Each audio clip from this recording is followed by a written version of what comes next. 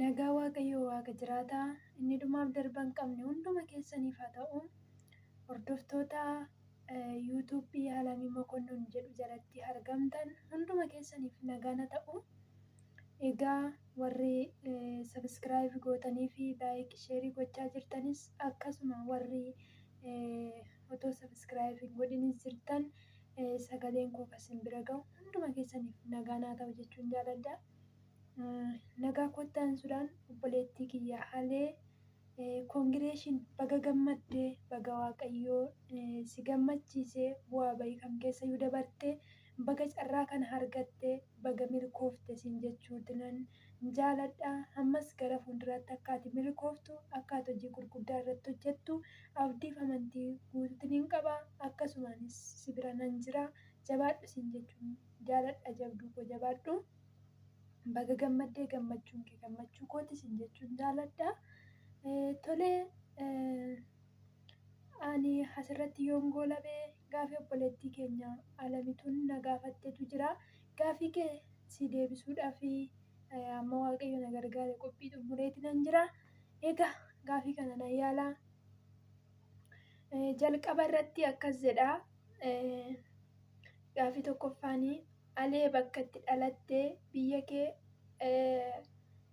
biyya kee naaf hordoftoota kootiif na ibsi jedha. Ani maqaan kan koo Alamii Hirphaan jedhama. Bakka nan itti dhaladhee godina aanaa Jalduu godina Hambooti. Iddoo nan amma jiraadhu immoo Beeruut yookiin Liibanoodha. Gaafii lammaffaanii alee jaalala keessatti miidhamtee beektaa yookiin miitee beektaa jedha. Lakki dhugaadha soba osoo hin taane ofii koo miidhamee hin beeku. Tarii nama miidhuu hin danda'an hin beeku jechuudha. Garuu hamma hin beekutti nama nani miidha jedhee tilmaamuu hin jiru. Garuu tarii nama miidhuu hin danda'an beeku. Ani ofii koo garuu ittiin miidhamne ani jaalalatti. Gooftaaf haa galatu. Ittiin miidhamne ani jaalalatti. Tarii namni na miite jedhu yoo jiraate kaamee haa ba'u malee nama miidhe hin qabu.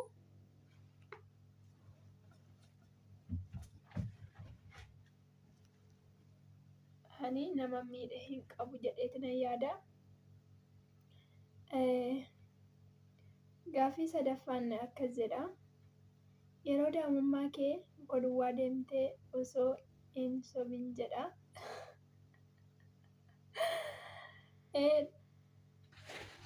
Sirriittan deeme eeyyee sirriittan deeme eeguman jabaadhe obboleeyyuu jechuudha. Kutaa tokko yeroon baradhu muka duwwaa deemeera. Waan yaadadhu keessaa waan ani hin irraanfanne keessaa obboleessi koo na jalaa boqotee ture bara kutaa tokko baradhu yoodhuma maalii fagoo miti jechuudha. Achi luka duwwaan deeme akkasan jedhan ture. Yeroo tokko abbaan yeroo nama jalaa du'u luka duwwaadha kan deemanii jechuudha. Tarii luka duwwaa kanan deemu abbaa ishiitifaa jedhu ta'a maaltu beekan jedha. Yeroo dhuma daa'imummaa san keessatti wanta hin irraanfanne tarii abbaa ishiitiif luka duwwaa deemti jedhu malee dhabdeeti naan hin jedhaniin jechaa ture jechuudha karaa kootitti. Malee deemeera jechuudha. Gaafii arfaffaan akkas jedha. Namaan wal loltee beektaa? Namaan wal loltee beektaa? Walirratti jaalattanii yeroo darbe keessatti. Lakki. Alee gaafiin kee baay'ee nama garrama. Ani eenyuun dhugaadha namarratti jaaladhes hin beeku. Lakki. Namarratti jaaladhee hin beeku alee. Namaanis wal lolee hin beeku garuu ani beekutti obbolootuma koo warra manaatti yoo wal lolee irra caalatti waa'ee macaafa qulqulluuti kan dubbadha malee isayyuu wal lolee gufachiisee biraa osoo hin taane bakka qoosadhuma wantoota garaagaraa yoo ta'e malee ani namaan waliin lolu jechuudha. Namaan wal lolees immoo boqodhu gooftattaa tolu. Namaan wal lolee isa qiimii namatti qabatanis haaloo baafachuudhaaf deemanis anuma dhugaa isaa hin beeku jechuudha. Yeroo dhumaa mana keessatti wal loluyyuu obboloota kootiin namaan wal loluu hin jaaladhu. xinnannummaa koorraayyuu kaasee waca hin jaaladhu jechuun kinoosa wal lolanii wal farkutanii haaloo baafatan sana hin jaaladhu. Maalinni nan bu'a jechuudhaan xinnannummaa kiyyaayyuu kaasee nan bu'a maatii koo keessa baay'ee dhugaa waaqayyo baay'ee nan sodaadha. Abbaa kootiif haadha kootu narra lola jechuudha. Yoo ishiin hin dubbanne hin duuti dirqama du'uu qabdi jedhanii isaantu narra lolaa. Nama haalaa dhiisatii obboloota kootiin iyyuu waliin lolu namni yoo na tuqee nan bu'a malee isa wal lolanii walirratti isa jaalatan kanas lakki namarratti jaaladhee hin beeku namni narratti jaalatee hin beeku. Ani gaaffiin kee baay'ee nama garrama. Kanaaf lakki ani namaan wal lolees hin beeku namarratti jaaladhee hin beeku eenyurratti jaaladhee hin beeku ani koo otoo narratti jaalatanis nan dhiisan malee ittiin hin lolu ani.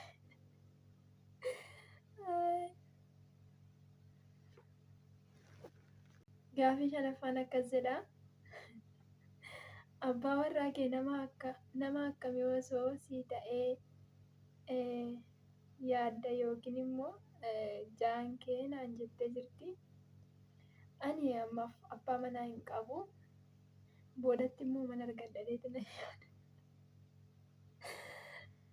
Abbaan manaa kan koo jaalallee dhumti koonni gara fuulduraa nuti abbaa manaa naa ta'a jedhee yaadu.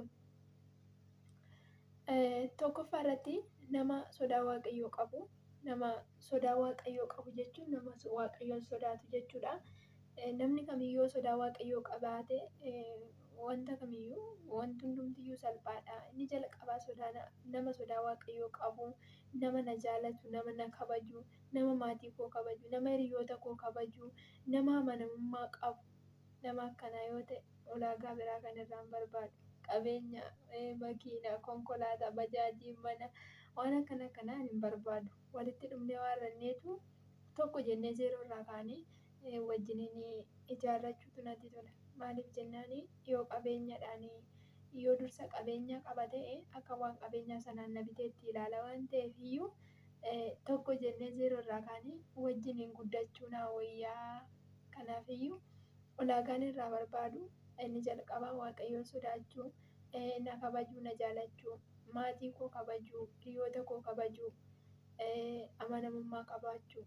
Isa kanadha kan biraan ulaagaan irraa barbaadu hin qabu.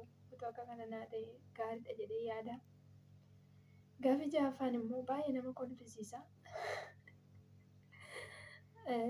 Gaaffii ja'affaan mammaaksa Oromoo tokko dhufu namummaadha, lama dhufu sarummaadha. Maaliif mammaakame naan jettee jirti.